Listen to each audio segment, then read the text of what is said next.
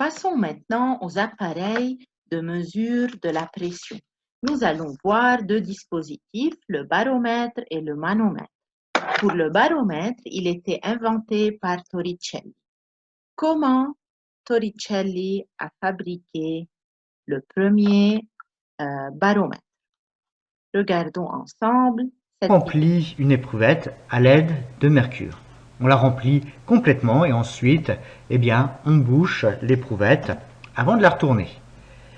Ce qu'on fait ensuite, c'est qu'on la plonge dans un récipient qui contient lui aussi du mercure et on ouvre l'éprouvette.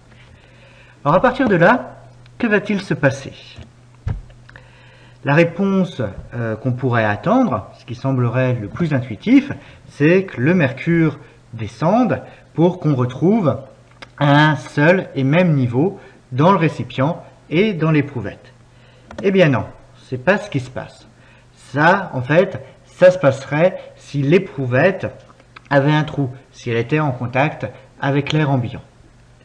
Alors, ce qui va en réalité se passer, c'est que le mercure va bien descendre dans l'éprouvette, mais il ne va pas descendre pour retrouver un niveau identique à celui du récipient. Il va seulement descendre partiellement. Donc on va avoir une différence de hauteur entre le niveau dans le récipient et le niveau dans l'éprouvette. Et ce qu'on va montrer, c'est qu'à partir de cette différence de hauteur, on va être en mesure de calculer la pression atmosphérique.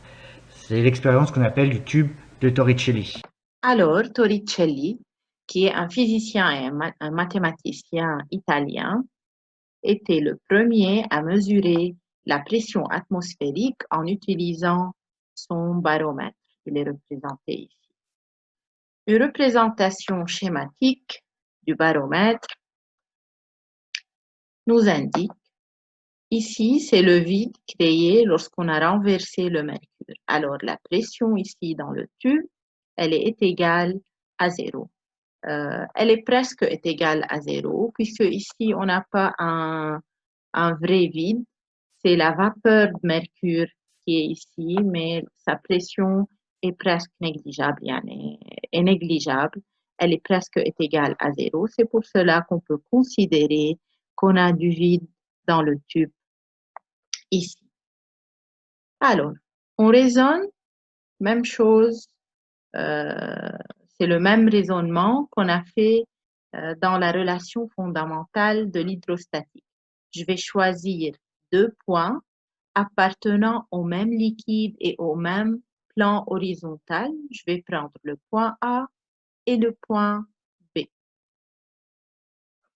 Alors, A et B appartiennent au même plan horizontal et au même fluide. Alors, PA est égal à PB. Regardez, PA, elle est égale à ρGH du fluide plus la pression ici qui est 0. Tandis que PB est égal à la pression atmosphérique notée P0 que je vais mesurer. PB, qui est la pression atmosphérique P0, et PA qui est ρ, G, H, bien sûr, ρ du mercure, puisqu'on a du mercure ici, plus la pression là qui est 0.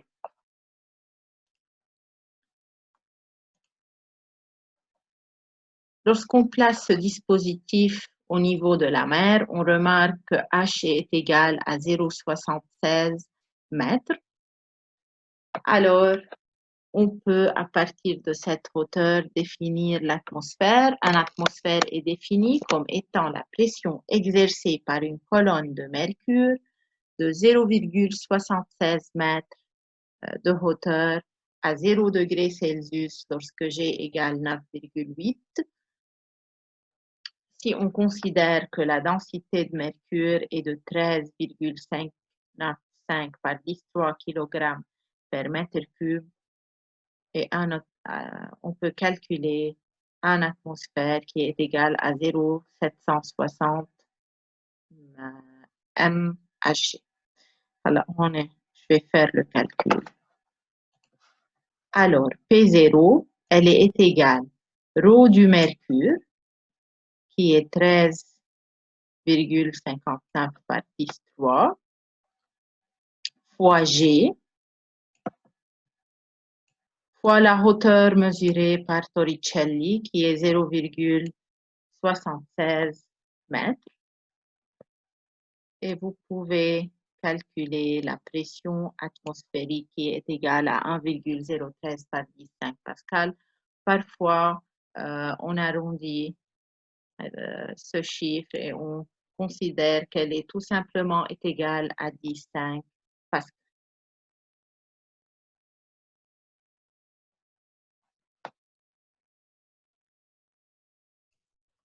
Ici, si on connaît la pression atmosphérique, on peut aussi trouver H.